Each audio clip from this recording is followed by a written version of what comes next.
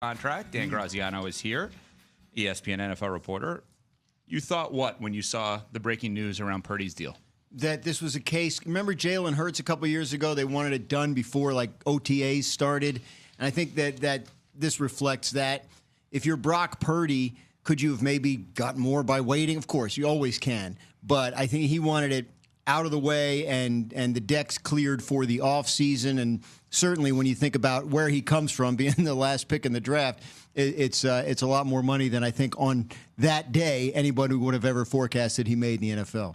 Graz, who does this put more pressure on moving forward? Is it Kyle Shanahan and John Lynch, or is it Brock Purdy? Well, I think it puts the pressure on Purdy now, right? He's not the cute story anymore, right? He's being paid like a championship quarterback, one of the top quarterbacks in the league. Remember what Brock Purdy is to the Niners. He is the salvation. They moved up to draft Trey Lance, number 3 overall. Didn't work out.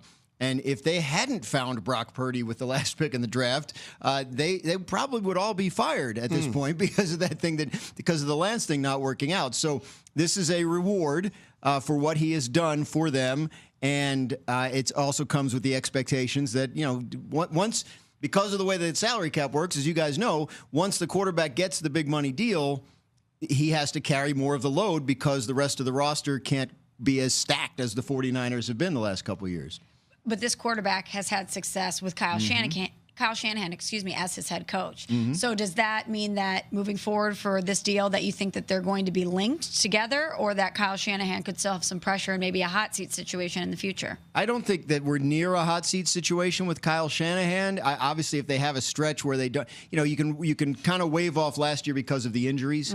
If that happens again, if it continues to happen, if they underachieve, when they've been healthy, they've been NFC Championship game or better, right? So I don't think that the organization views that as Kyle Shanahan, he needs to win something in the next couple of years to keep his job. So I think they probably stay linked for at least the foreseeable future.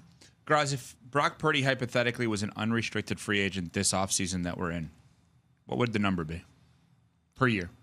I don't know how much more it would have been than, who got a big free, Darnold got 30 something, and I don't know that it would have been much more than it is. This is now, you don't think the Giants would have gotten close to 60? Prescott, yeah, maybe it could have gotten to the mid or high 50s. Yeah. But I think that's pretty much where the market is right now. If you look at that 55 line that has Burrow and Trevor Lawrence, Jared Goff's around there, Jordan Love. So I think that's pretty much the market's kind of been set for what these top guys would get. I guess it's possible, does the league view Brock Purdy as that guy? Does the league view Brock Purdy as a guy that's doing this because he's in Kyle Shanahan's offense and surrounded by all that talent? I'm not saying that's the case, but quarterback evaluation is very subjective. It may be that the market, this is the team for him and this is what he would have gotten.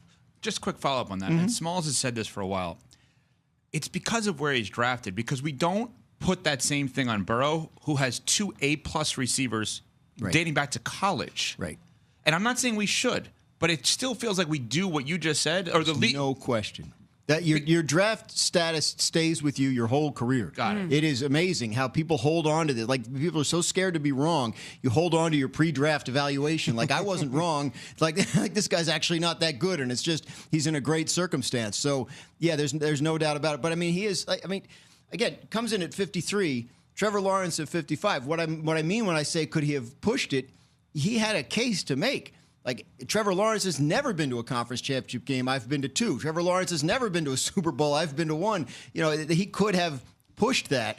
And the fact of the matter is, based on why these guys get paid, how much they get paid, he absolutely belongs in that group. Graz, what's the next quarterback contract that we should be keeping an eye out for? So, Josh Allen got his extension this offseason. I think, you want to look and see what happens with Lamar Jackson. Is there going to come a point where he's going to need his deal redone that was done a couple of years ago to kind of keep it in line the way that the Bills did with Josh Allen? Is that going to happen at some point soon for Jalen Hurts, particularly if they continue to have the success that they had? And then, you look at next offseason, C.J. Stroud will be eligible for the first time, after year 3. So Bryce Young, if he has a good year, builds on what he did late last year. So yeah, those are Those are the top of my head. I'm sure I'm missing somebody.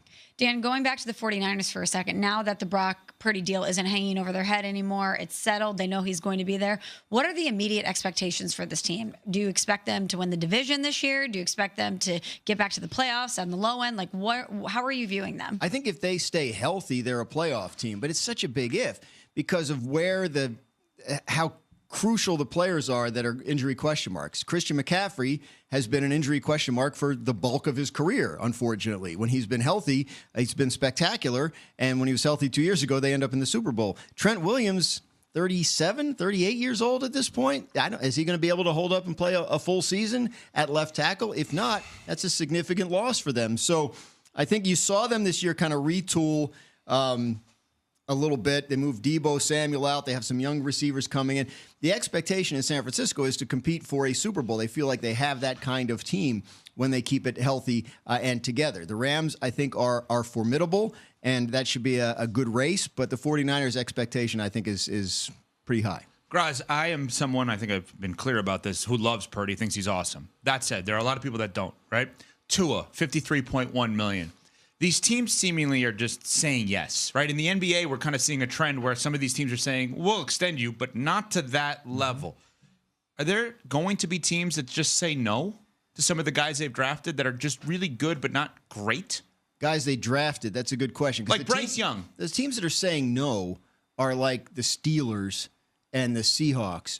Don't want to go and pay in that mid-50s. They're looking for...